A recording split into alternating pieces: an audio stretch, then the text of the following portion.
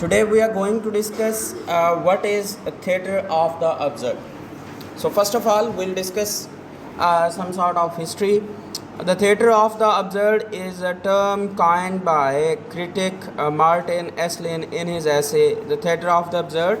The term is used for the work of a number of playwrights, mostly written in the 1950s and 1960s, which were written by a number of European playwrights in the late 1950s. Their work simply express the thought of human existence that has no meaning or purpose. If a trouble comes, some logic is given on a matter, it simply makes the situation worse and further leads to silence.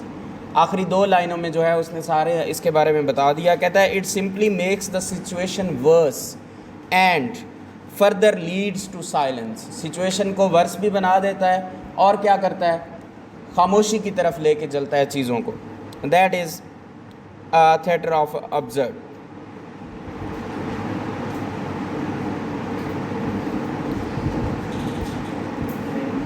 This movement, influenced by existentialism, began in the form of experimental theatre in Paris, and after the spread of the absurd form in other countries, plays were written in French. Absurd elements first came into existence after the rise of Greek drama in the form of the wild humor and old comedy. So we have to discuss characteristic of theatre of absurd. कि इसके अंदर कौन कौन से ऐसे characteristics थे जिनकी वजह से थिएटर ऑफ अब्सर्ड जो है वो मशहूर था.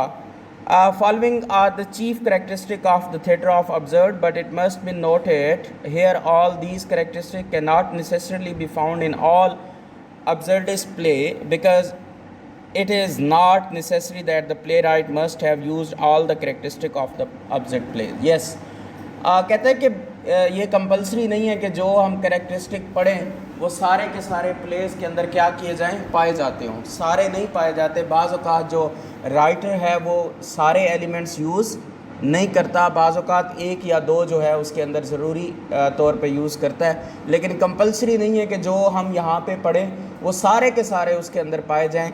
Not at all. So first of all, question of existence. Absurd plays raise some basic question of existence, like why we are alive, why we have to die, and why there is injustice and suffering. Yes, आपके absurd play के अंदर क्या होता है, सबसे पहले question पाया जाता है क्वेश्चन ऑफ एग्जिस्टेंस, के मौजूदगी जो है वो क्यों है. जैसा कि उसने कहा कि हम यहाँ पे ज़िंदा क्यों हैं और हमने मरना क्यों है.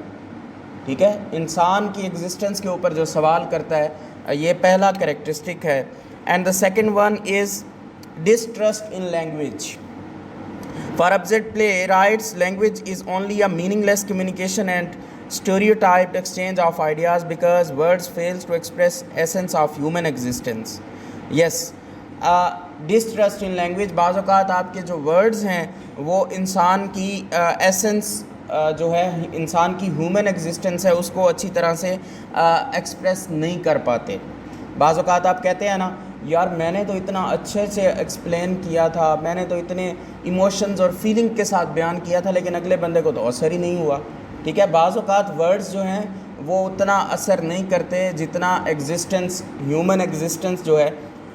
बात की समझ आ रही है. बाज़ औक़ात आप इधर से बैठ के किसी को पैगाम भिजवाते हैं, आप हो सकता है जिसके हाथ आप पैगाम लिख के भिजवा रहे हैं, या ख़त की एग्ज़ाम्पल ले लें आप. ख़त जो है जो यूज़ किया जाता है, पुराने दौरों में ख़त इस्तेमाल होता था, आजकल ख़त की कोई अहमियत नहीं है. On the other hand, Imran Khan वाला ख़त नहीं समझना आपने है. So distrust in language is the second one. And the third one is illogical speeches and meaningless plots. Illogical speeches. While illogical speeches and meaningless plot, they wish to establish a feeling of freedom to make their own words. Yes, illogical speeches होती हैं और इसके अंदर meaningless plots होते हैं. Plots जैसा कि हम नावल में देख रहे हैं, हम ड्रामा में देख रहे हैं, पोइट्री में देख रहे हैं, प्लॉट बेसिकली स्टोरी का एक मेन पार्ट होता है. बट यहाँ पे जो है इसके अंदर मीनिंगलेस प्लॉट है, प्लॉट की कोई अहमियत नहीं है.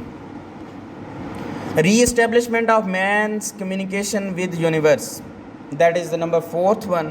They attempt to restore the importance of myth and rituals in the life of man, make them aware of the ultimate realities of their life.